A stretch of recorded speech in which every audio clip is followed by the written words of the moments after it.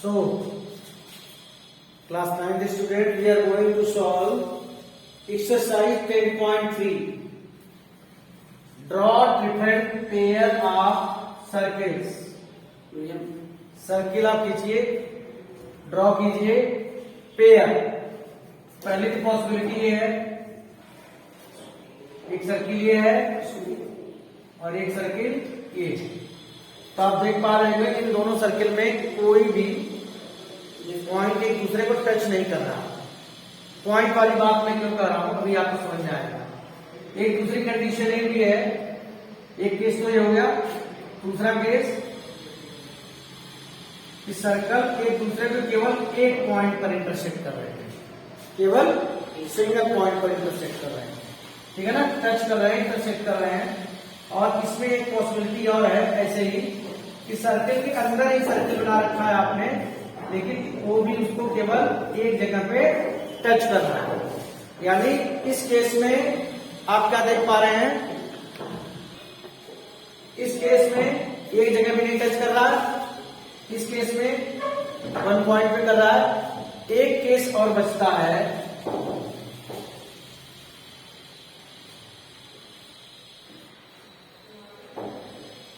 ऐसे कर ले आप या फिर ऐसे कर ले आप. तो आपको क्या समझ में आएगा कि दो सर्किल किसी भी तरीके से आप खींचे, आप maximum point of contact, point of contact means दोनों सर्किल एक दूसरे को कहां पर टच करते हैं, वो 2 है. 2 से ज्यादा पॉइंट नहीं हो सकते. तो मिनिमम क्या होगा, 0. एक जगह भी नहीं टच कर रहा है, या इन दोनों केस में वन जगह कर रहा है सिंगल पॉइंट. और मैक्सिमम पॉइंट आप उसमें पूछा है, क्वेश्चन क्या है, क्वेश्चन से आपको सारी बातें समझ में आ जाएगी. Draw different pair of circles, how many points does each pair have in common. कितने पॉइंट कॉमन है, what is maximum number of common points. और maximum number of common points क्या है, maximum number of common points is 2. जो कि आपको यहां ये दोनों एक ही चीज है बताने की कोशिश की है. और सिंगल पॉइंट कॉमन जो है इन दोनों में, नो पॉइंट कॉमन कहां है, इन दोनों सर्किल में. क्लियर है.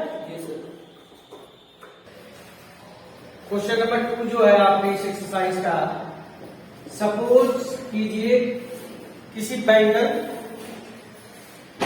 या कड़ा, उससे आपने कोई सर्किल खींच लिया. ओके, अब आपसे कहा जा रहा है कि how will you find out the centre of this circle.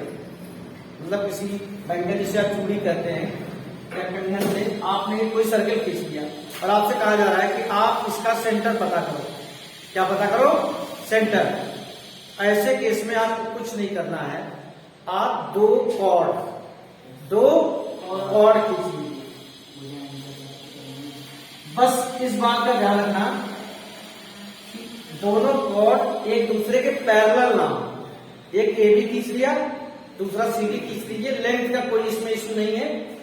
CD आपने मान लो यूं खींच लिया. ओके, ऐसा कुछ नहीं कि ABCD के इक्वल होना चाहिए.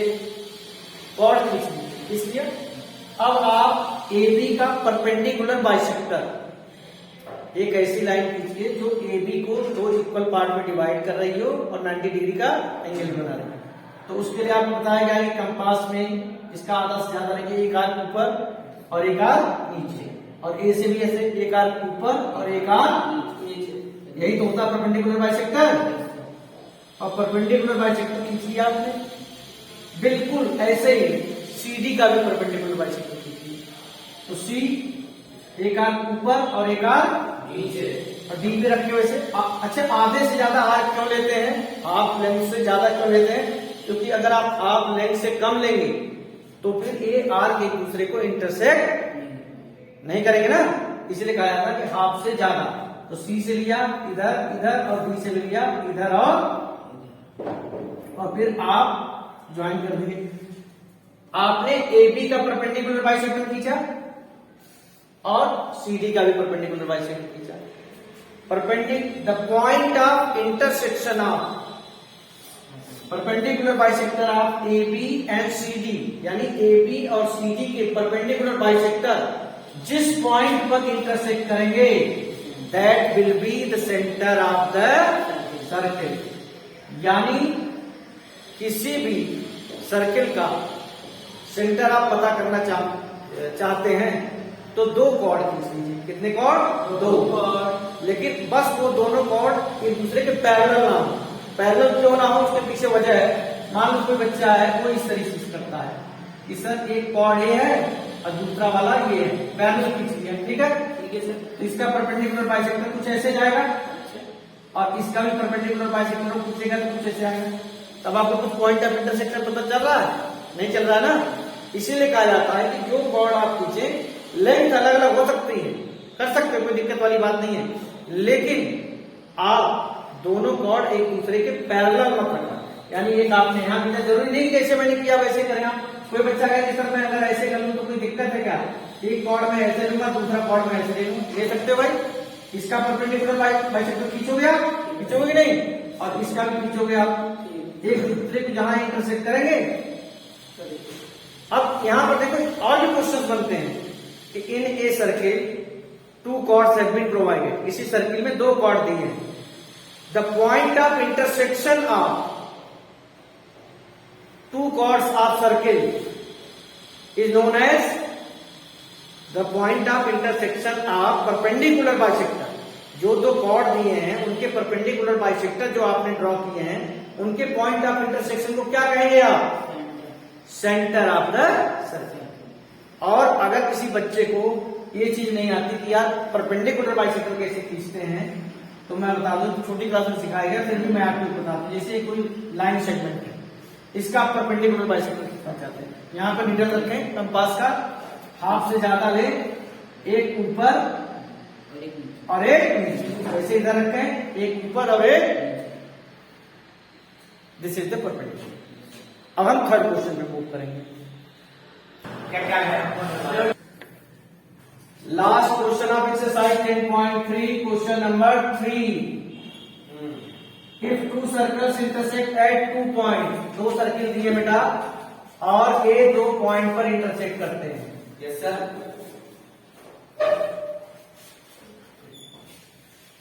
आपको प्रूफ क्या करना है? देयर सेंटर लाइज, इन दोनों का सेंटर कहां लाई करेगा? On the perpendicular bisector of common chord. इन दोनों का जो कॉमन कॉर्ड है, तो मैं आपको बता दूं, एक सर्किल ये है जिसका सेंटर O है और दूसरा सर्किल A है और जिसका सेंटर में O डैश मान लूं। ठीक है, तो ये चीज अगर इन दोनों का कॉमन कॉर्ड है, ठीक है ना, एक ऐसा कॉर्ड है जो दोनों में है भाई, इस सर्किल का भी है और इस सर्किल का भी है, तो आपको प्रूव करना है कि इनका सेंटर जो लाई करता है O डैश ए बी को बाइसेक्ट कर रहा है और 90 डिग्री पर। बात समझने की कोशिश कीजिए, जो सेंटेंस का यूज किया है, prove that their centre lies on the perpendicular bisector of their common chord. इन दोनों सर्किल का कॉमन कॉर्ड है ए बी। कॉमन कॉर्ड मतलब एक ऐसा कॉर्ड जो दोनों सर्किल का, एक ऐसा कॉर्ड जो दोनों सर्किल का, ए बी इस बड़े वाले का भी कॉर्ड है और इस छोटे वाले का। तो इस कॉमन मतलब ए बी का जो परपेंडिकुलर बाइसेक्टर है वो कौन है? O dash. आपको प्रूव करना है, यानी ओ डैश ए बी को दो इक्वल पार्ट में डिवाइड करता है। अगर मैं इसे P मान लूं तो सबसे पहले तो आपको प्रूव करना पड़ेगा कि A P is equal to P B, तभी तो कहा जाएगा बाइसेक्टर। और फिर ये वाला angle, this angle equal to this angle, और दोनों 90 डिग्री, तभी तो परपेंडिकुलर बाइसेक्टर होगा। तो यहां पर मैं कंस्ट्रक्शन कर रहा हूं, ज्वाइन कर रहा हूं मैं, ध्यान से देखना, बहुत इजी है। ज्वाइन कर लिया। अब हम ट्राइंगल लेंगे, कौन सा ट्राइंगल ले रहे हैं उस चीज को आप ध्यान दें। इन triangle O dash A and O dash B, ये दो ट्राइंगल लिया। O A is equal to O B, radii या सर्किल, रेडियाई या सर्किल है कि नहीं? ओ और फिर O A is equal to हमने यहाँ लिखा है OB, इन दोनों ट्रायंगल को मैंने लिया है, और फिर O dash A is equal to O dash, same है रीजन है, रेडियाई का सर्किल। देखिए ये जो लाइन है जो इनके सेंटर को ज्वाइन कर रहा है, इसके ऊपर वाले सर्किल ट्रायंगल को लिया है और नीचे वाले ये साइड इसके इक्वल, रेडियस ही तो है, और ये भी इसके इक्वल, और O dash is equal to O dash common side है कि नहीं? तो क्या लगेगा? By side side triangle O dash A is congruent to O dash B. O dash A is congruent to O dash B. इससे आपको मिलेगा क्या? ये चीज मिलेगी, ध्यान से देखो। इसे मैं एंगल 1 दे रहा हूं ना, और इसको angle 2। Angle 1 is equal to angle CPCT। क्या हो जाएगा? अब ध्यान से देखिए, ये इस वाले ट्रायंगल को मैंने कॉन्ग्रुएंट किया, इसके कर लिया, सिर्फ इसलिए किया कि angle 1 is equal to angle 2। यहां तक आप आ जाएंगे तो क्वेश्चन सॉल्व हो जाएगा। कैसे? अब मैं ट्रायंगल कौन सा लूंगा उसे आप ध्यान से देखिए। In triangle APO and triangle BPO, APO दिखाई दे रहा है आपको, और BP दिखाई दे रहा है, ये दोनों ट्रायंगल आपको दिखाई दे रहे हैं, ठीक। अब इसके बाद OA is equal to OB, ये साइड इसके इक्वल होगा, रेडियाई या सर्किल बार बार लिखने की जरूरत नहीं है, ठीक है। Angle 1 is equal to angle, proof एवं प्रूफ एवं, और OP is equal to OP common side. थोड़ी देर के लिए मैं इसे जरा मिटा दूं सर्किट वाले इस पोर्शन को, तो बहुत क्लियर हो जाएगा आपके लिए। इन दोनों ट्रायंगल को मैंने लिया है, ये दोनों रेडियस है, ये वाला एंगल इसके इक्वल है, और OP is equal to OP common side. Clear हो गया? अब आपको जो है ये दोनों ट्रायंगल जब आपने कॉन्ग्रुएंट प्रूव कर लिए, बाई क्या हो गया?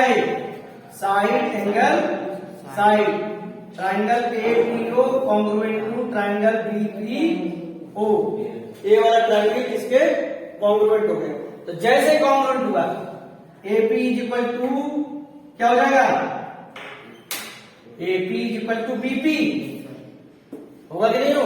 CPCT से बाइसेक्टर हो गया, ये चीज इसका बाइसेक्टर हुआ कि नहीं?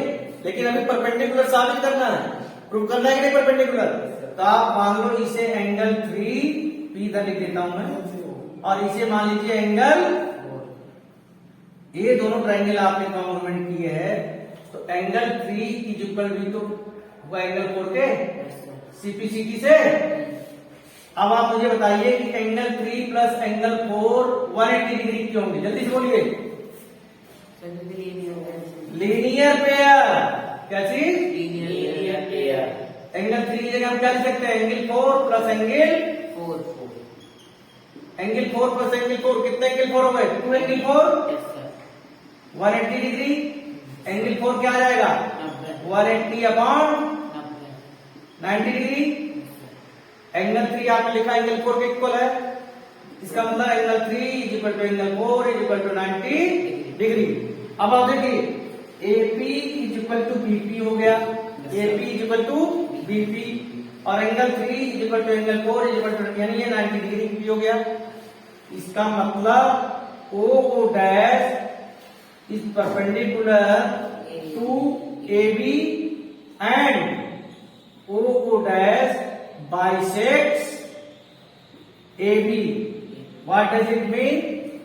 Line joining the center of the circle is the perpendicular bisector of their common chord. दो सर्किल के जो कॉमन कॉर्ड थे उसको बाइसेक्ट कर रही है और 90 डिग्री पर, तो क्या हो गया है? Perpendicular bisector. समझ में आ गई बात? तो आप यहां पर इस क्वेश्चन में लेंथी है, लेंथी इन सेंस अगर इसको आप तरीके से समझें सिस्टमेटिक तरीके से, O डैश को आप टारगेट कीजिए, O डैश के ऊपर और O डैश के नीचे। साइड से कॉन्ग्रुएंट कर लिया और angle 1 equal to angle 2 prove कर लिया, हो गया प्रूव। फिर आप इन दोनों ट्रायंगल को प्रूव करेंगे, किससे? Side angle. जैसे कॉन्ग्रुएंट प्रूव करेंगे automatically AP equal to BP हो जाएगा। परपेंडिकुलर बाइसेक्टर का अगर मतलब आप जानते होंगे तुरंत समझ जाएंगे। पहले में प्रूव करना कि ये साइड इसके इक्वल है, फिर प्रूव करना कि ये वाला एंगल इसके इक्वल है और 90 डिग्री का एंगल बनाना, और फिर ये वाला एंगल इसके इक्वल होगा सीधी से। बट लीनियर पेयर से इन दोनों का सम कितना होगा? 90 डिग्री आ गया। क्लियर है? अब नेक्स्ट वीडियो में हम चलेंगे 10.4 डिस्कस करेंगे, लेकिन उसके पहले एक बहुत इंपॉर्टेंट थ्योरम है उसके बारे में डिस्कस करेंगे। ठीक है?